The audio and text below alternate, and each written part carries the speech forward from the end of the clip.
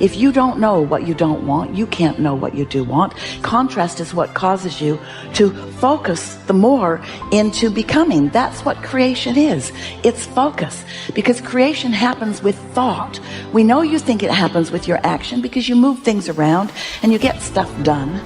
But the creation, the true creation, is happening through your thought in conjunction with your source energy.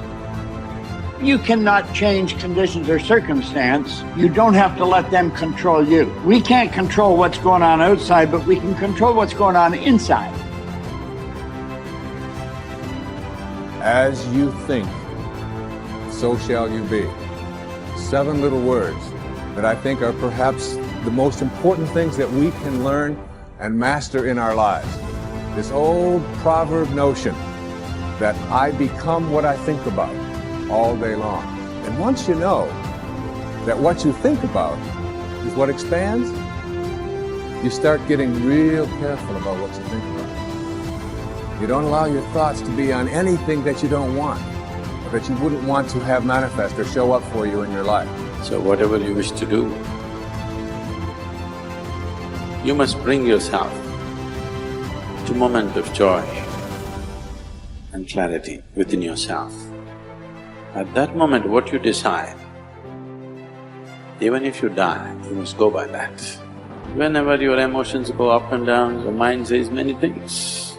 That's not important. In the moment of clarity, when I'm saying joy, because when you're happy, you're not compulsive. When you're very happy and clear, at that time, if you look at things and see, yes, this is what is more sensible for me, just do that. It doesn't matter if it feels like hell, because that's where your well-being is. When you're in different states of compulsiveness, if you make decisions as to which way to turn, you will be endlessly lost. That the way that we speak actually influences the way that we think.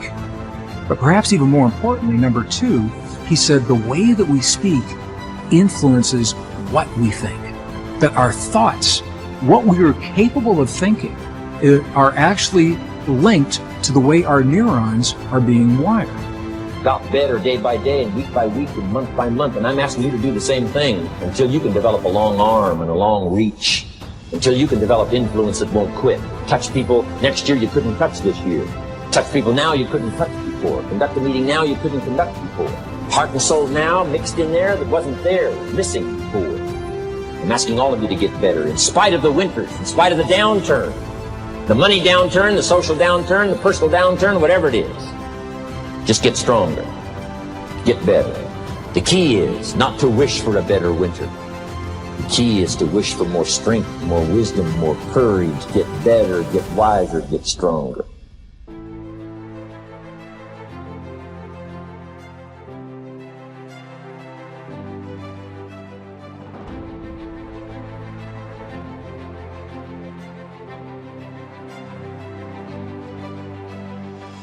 We're optimizing the conversation between the heart and the brain, between your heart and your brain. 3 steps. The first step is to simply shift your awareness from your mind into your heart. And what I've found is in the Western traditions, for many people, that's easier said than done. I'll ask people, are you in your heart? And they'll say, yep, I'm in my heart. But what they are really doing is they're still in their brain thinking about what it would be like if they're in their heart. This is where the indigenous traditions come in. Our ancestors told us, and when I spend time with my indigenous friends, I say, how do you guys do this? And they say it helps if you can gently touch your heart center, physically, in a way that's comfortable for you.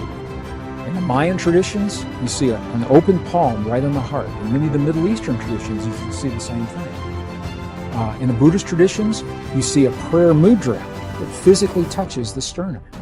The key is, any of those things creates a gentle touch, a physical sensation right over the heart center. And your awareness will always go to the place where you feel the sensation. That's the key. So if you can create a touch over your heart, your awareness will go there. First step. Second step, very simple. Slow your breathing a little bit slower than typical. Maybe 5 seconds inhale, 5 seconds exhale.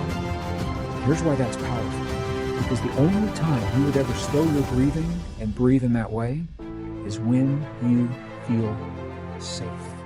When you feel that you're in a place that's safe and you're not threatened and you're not vigilant of your surroundings. So you're telling your body you're in a place that's safe. Slow your breathing. Third step, and this is the key, is to begin to feel the feeling that creates 0.1 hertz. Feel the feeling that sets up the coherence between your heart and your brain. How do we do that? I gave it away earlier. I've already mentioned it. Scientists have found, at the Institute of Heart Math, their researchers have found that there are 4 key words that work almost 100% of the time for everyone.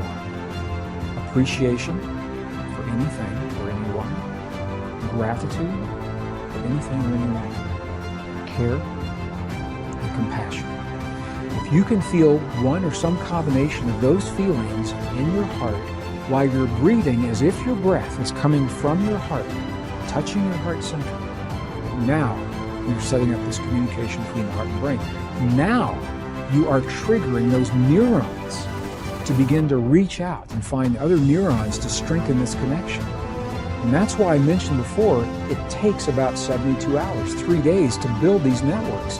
So that means the more you do what we're about to do right now, the stronger this connection becomes in your life.